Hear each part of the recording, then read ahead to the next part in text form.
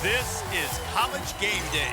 The energy, the passion, it's just different here. There is nowhere better for basketball. Get them riled up. That's incredible. College Game Day live from Chapel Hill. Saturday at 10 a.m. on ESPN. Big day tomorrow, game day in North Carolina, and that is where we find the coach, Seth Greenberg. Seth, Cooper Flagg, Duke's 18-year-old phenom. What have we seen from him this year relative to what we thought we were going to see? He is who we thought he was. He started the season as a 17-year-old freshman, graduated a year early. He leads Duke in points, rebounds, assists, steals, and blocks. He's a 6'9" point forward. Defensively, he impacts the game with his range, his defensive range, his ability to block shots. Offensively, you can run your offense through him. A defensive rebound, he's pushed it in transition, shoots the three, only 38%, which is terrific. His feel, his IQ, he impacts the game every single time down the floor. He is who we thought he was. He's a dominant player, the player of the year, and more importantly, a guy that can absolutely take over a game. Not anytime, just when he wants to.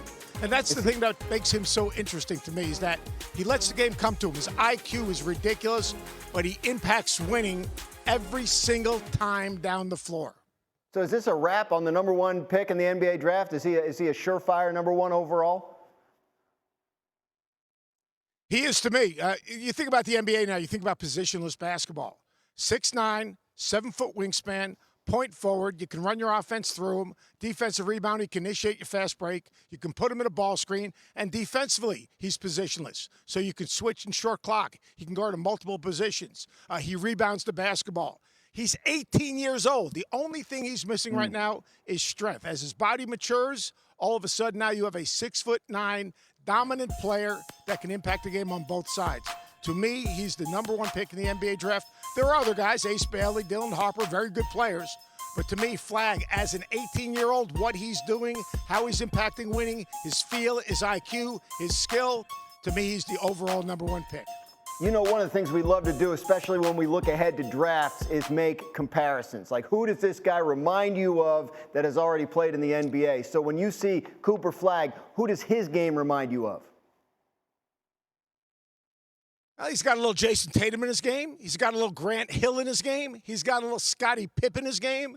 You're talking about a 6'9" guy that you can run your offense through. You're talking about a 6'9" guy that can defend multiple positions. You're talking about a 6'9" guy that has a ridiculously high basketball IQ. We're talking about a 6'9" guy that's 18 years old and just scratching the surface. But his IQ, his feel, his versatility offensively and defensively, I think Tatum, I think Grant Hill, and I think Scottie Pippen. That's a pretty sweet combination. I would think a lot of teams would take that. I want to hit you quick on the SEC. I know your game is a big ACC game tomorrow, but we're looking ahead to the tournament, and the SEC is loaded. Some people are saying best conference ever in terms of the number of teams. What do you think when you look at the SEC ahead of this year's tournament? I look at a league that made investment in facilities, investment in coaches, investment in infrastructure, an investment in NIL. I look at a league that's going to get 13 teams, maybe 14, but I think 13 in the NCAA tournament. But here's what I think the most. I think this league, and I think 1985, the Big East, they get 3 teams in the Final Four. The SEC could conceivably get 3 teams in the Final Four: Auburn, Alabama, and Florida. Repeat that legendary performance by the Big East in the 1985 tournament.